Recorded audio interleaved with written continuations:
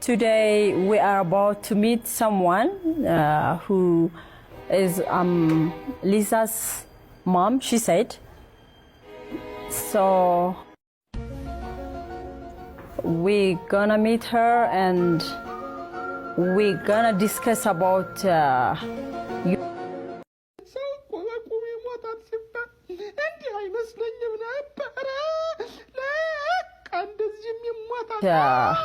your mom, everything okay?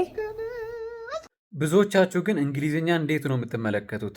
እንግሊዘኛ ማወቅ አንድ ቋንቋ ማወቅ እንጂ የተለየ ዕውቀት ማወቅ አይደለም። ዕውቀትንና ቋንቋን ብትለዩ የተሻለ ይመስለኛል። ኦፍኮርስ እንግሊዘኛ ማወቅ ከሌሎቹ ቋንቋዎች የተሻለ ጥቅሙ ኢንተርናሽናል ቋንቋ ስለሆነ ዓለም አቀፋዊ ቋንቋ ስለሆነ የምትግባቡት ከብዙ ሰዎች ጋር ሊሆን ይችላል። ከዛ ያለፈ ግን እንግሊዘኛን እንደተለየ ችሎታ፣ እንደተለየ ዕውቀት፣ እንደ ስማርትነት ብቻ በቃ የተለየ ዕውቀት እንዳለው ሰው ለምታዩ ሰዎች በጣም ነው ማዝነው።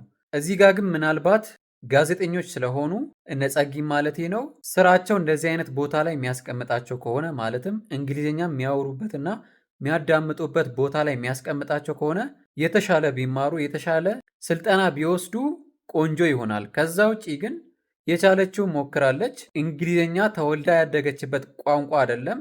ምናልባት ሶስተኛዋ አራተኛዋ ቋንቋ ሊሆን ይችላልና እንደዚህ እንደተለየ ነገር አይታችሁት የሆነ ሰርሳችሁ ገግማችሁ በእንደዚህ አይነት ንግግሮች የምትቀልዱ ሰዎች እስቲ እናንተ አውሩት።